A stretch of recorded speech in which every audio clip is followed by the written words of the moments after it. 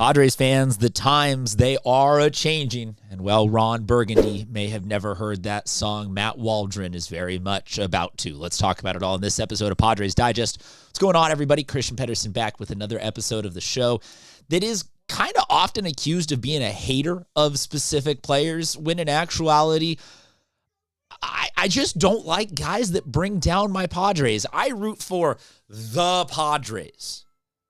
I have favorite players here and there from certain eras, but I don't like guys that bring my vibes down.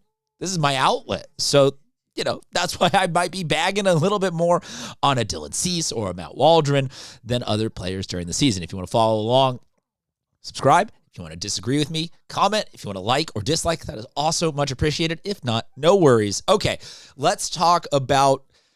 There's going to be a domino effect over the next couple of days or next day or next hours, or depending on when you end up watching this. But the stage one of this is the announcement per Kevin Acee, who scoops McGee here, batting like 80% on his scoops. But talking about the Padres making moves to call up Alec Jacob to help in the bullpen for the next couple of days until Lucas Giolito is added, and that is going to mean the end of Matt Waldron. Now, I'm reporting this to you before the Padres have officially announced any of the corresponding ups and downs, so there will be some of this video that is speculation, but it's pretty safe to say what we got going on some of this stuff. And number one there is that Matt Waldron just doesn't have it this year. And I was I will say I was hopeful in the outing number 2 against the Brewers, where they did the same Bradley Rodriguez starts and then Waldron comes in, that he was going to be like, okay, this dude just has some sort of the yips about being a starter and that he can be converted to a reliever because the knuckleball as a long relief thing would be nasty, yada, yada, yada. And it just doesn't look like it's there. He's not Tim Wakefield. He's not R.A. Dickey. He's not Hoyt Wilhelm. He's not a once-in-a-generation nasty knuckler.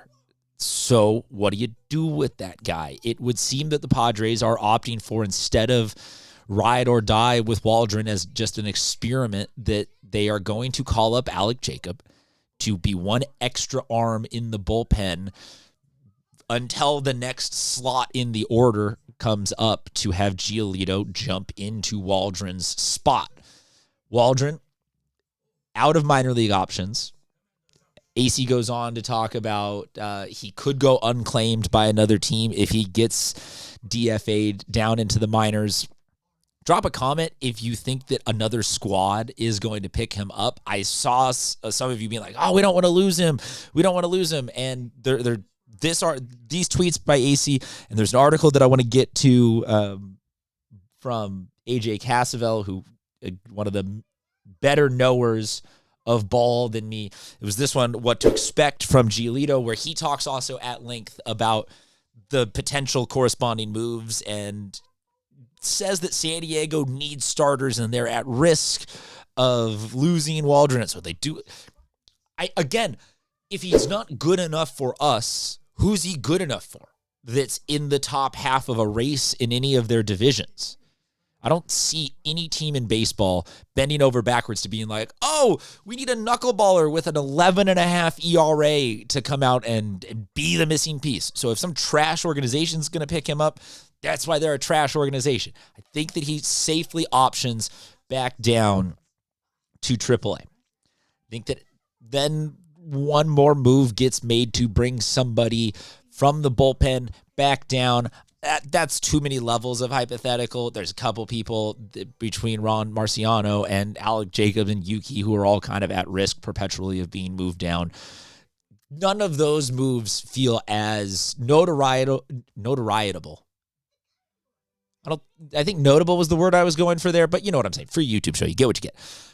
None of those moves feel correct or notable. So then the question becomes the back half of that statement. Now that we are less in the, oh, we'll see him in 2 weeks or we'll see him after 2 more starts, and it's just we're good, like the next time in 3 days or 2 days when this slot comes up in the order, we're going to see him. What do we expect from Lucas Giolito? The article from AJ, kind of uncharacteristically vague and both sidesy and wishy-washy. This is probably the most concise summary that is found in the article. And again, I reference AJ a lot because him and Dennis Lin are the two people that I think cover the Padres regularly that know the most ball and do it objectively. So I take his word rather seriously. So what he says here, it's probably smart to temper expectations. Giolito had an awkward bullpen build-up to the season. He struggles early. That's fair enough, but there's plenty of reason for optimism in the final start. He pitched 6 innings of 1-run ball for Double-A San Antonio. I can agree with the people that want to say, oh, it was Double-A, I didn't like the strike command.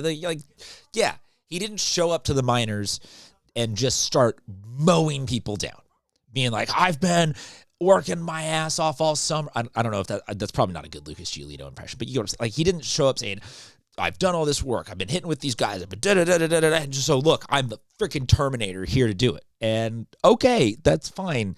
You can't simulate game speed when you're just working out waiting for a team to sign you. I'm fine with that. Giolito has also been somebody who in the last, call it 4 seasons, has kind of ping-ponged from one end to the other. He's gotten a couple of years worth of Cy Young voting, and he's also had an injury where he missed a huge chunk of the 2024 season and then came back and looked inconsistent to start the season, but then closed out pretty strong with Boston last year. So it's kind of a little bit of a pick-me, a little bit of a grab bag of what are we going to get? There's a lot of options and paths for us to get. I kind of, though, am on the opposite side of that, and I don't think that any of that worries me. What I need is a non-gimmicky adult who throws strikes.